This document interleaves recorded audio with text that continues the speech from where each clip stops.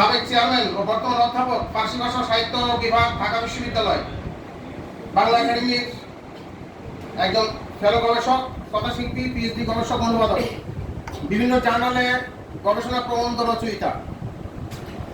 ছোটবেলায় কবিতার ছড়া দিয়ে শুরু হলেও পরবর্তীতে তিনি কথাশিল্পের পরিমাটিতে বিচরণ করেছেন। বরেণ্য কথাশিল্পী হুমায়ুন আহমেদ এবং কবি আল মাহমুদের কাছেও তিনি প্রিয় ভাজন হয়েছিলেন।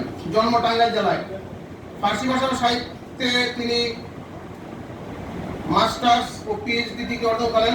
তার রচিত গ্রন্থসমূহ আমি যখন অনেক দূরে, উপন্যাস, অনেক দিনের চেনা উপন্যাস, কখনো অন্ধকার গল্প, মেঘের আকাশ উপন্যাস, অনাদৃতা উপন্যাস, মধ্যাহ্নের চাঁদ, পালপাড়ার প্রদীপ, বরফ বিপ্লবের দেশে ভ্রমণ, খোদার চাঁদ মুখে চুমু দাও অনুবাদ, একদা এক সময় অনুবাদ, জালাল আলী আহমদের ছোট গল্প অনুবাদ, অন্ধপেঁচা অনুবাদ, সাদেক হেদায়েতের নির্বাচিত গল্প অনুবাদ, তার চোখগুলো অনুবাদ, বাংলায় ফার্সি ভাষা ও সাহিত্য সংস্কৃতি বিকাশের ইতিহাস গবেষণা, ফার্সি উপন্যাসের জীবন ও মানসিকতা গবেষণা।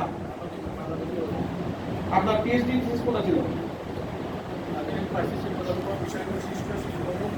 আধুনিক ফার্সি বিষয় বস্তু এবং শিল্পরূপ, এটি তার ওনার পিএইচডি গবেষণার পিএইচডি থিসিস ছিল।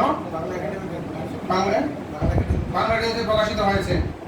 শিল্পমান এবং জীবন ও সমাজ। হুমায়ুন আহমেদের উপন্যাস গৌরীপুর জংশন ইরানি ফার্সি ভাষায় অনুবাদ করেন ইস্তুগায়ে গৌরীপুর। পদক সমান